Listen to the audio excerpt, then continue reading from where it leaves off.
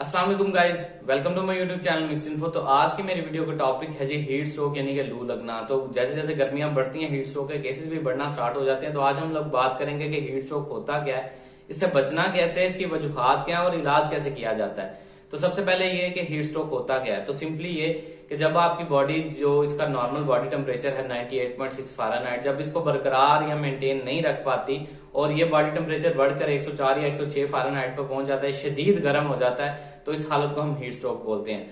अब अगर बात की जाए इसकी वजूहात की, तो इसकी वजूहात में शदीद धूप या गर्मी में काम करना, डिहाइड्रेशन यानी कि पानी की कमी की शिकायत, जो कि आपके स्वेटिंग के जरिए, पसीने के जरिए आपके जिस्म से इखराज हो जाता है और आप पानी कम पीते हैं और आप डिहाइड्रेट होते हैं। उसके अलावा अगर आप कोई मुशक्कत वाला काम करते हैं या एक्सरसाइज करते हैं शदीद गर्मी की हालत में, तो आपको स्ट्रोक हो सकता है। इसके अलावा अगर आप किसी ऐसी जगह पे, शदीद गर्मी वाली जगह पे काम करते हैं जहां पे हीट बहुत ज्यादा है, तो आपको स्ट्रोक हो सकता है। जैसे कि फैक्ट्री एरियाज में कुछ डिपार्ट्स में बहुत शदीद गर्मी होती है, अगर आप लोग कहीं ऐसी जगह पे काम करते हैं तो हीट स्ट्रोक के चांसेस ज्यादा है। अच्छा, अब अगर बात की जाए इसकी अलामात की, तो इसकी अलामात में शदीद सरदर्द, चक्कर आना, जिस्म में दर्दें, पट्ठों में खिंचाव आना, जहनी दबाव, चक्कर, उल्टी, मतली, कैब वगैरह की कैफियत भी हो जाती है, बेहोशी हो जाती है, आपकी जिल्द सुर्ख और शदीद गर्म हो जाती है, बुखार तेज आता है। इसके अलावा मरीज कॉन्शियस नहीं रहता, कोमा में जा सकता है। इसके अलावा आपके वाइटल ऑर्गन्स जो हैं वो काफी ज्यादा इसकी वजह से डैमेज हो सकते हैं। ये एक मेडिकल इमरजेंसी है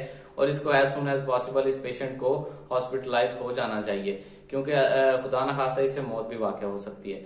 तो जैसे कि मैंने आपको बताया कि इससे मौत भी वाक़ हो सकती है, तो ये एक मेडिकल इमरजेंसी है। तो अगर इसके इलाज की बात की जाए तो डॉक्टर्स ही इसको अच्छे तरीके से ट्रीट कर सकते हैं, लेकिन डॉक्टर्स तक पहुंचने तक या किसी मेडिकल हेल्प के एम्बुलेंस के आने तक आप जो कर सकते हैं, फर्स्ट एड कर सकते हैं, उसमें ये हो सकता है कि एक तो मरीज को गर्म जगह से या धूप वाली जगह से शिफ्ट करके किसी छांव वाली या ठंडी जगह पे ले जाएं। उसके अलावा पंखे का इस्तेमाल करें। उसके अलावा आप उसके गैर जरूरी कपड़े उतार कर उसको ठंडे पानी की पट्टियां स्टार्ट करें। आप मरीज को नहला भी सकते हैं। अगर मरीज कॉन्शियस है, वो कुछ पी सकता है, तो उसको पानी या निमकोल पिलाना स्टार्ट करें ताकि उसके जिस्म से पानी की कमी को दूर किया जाए। अगर मरीज कॉन्शियस नहीं है, होश में नहीं है, तो जाहिर बात है आपको हॉस्पिटलाइज ही करना पड़ेगा उसको। वहां पे डॉक्टर उसको आईवी इन्फ्यूजन्स लगाएंगे, जिसमें आईवी फ्लूइड्स लगाए जाते हैं, जिस मतलब ड्रिप्स लगाई जाती हैं, जिसके जरिए मरीज के जिस्म में पानी की कमी को दूर किया जाता है और डॉक्टर्स उसको सही तरीके से वहां पे ट्रीट करते हैं।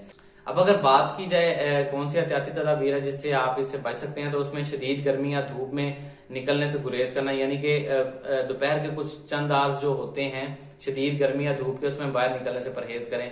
अगर मजबूरन निकलना पड़ता भी है तो अपने सर को ढांप के किसी टोपी या कपड़े वगैरह से ढांप के निकले, ताकि आपके सर में डायरेक्ट धूप नहीं लगे और स्ट्रोक के चांसेस कम हो।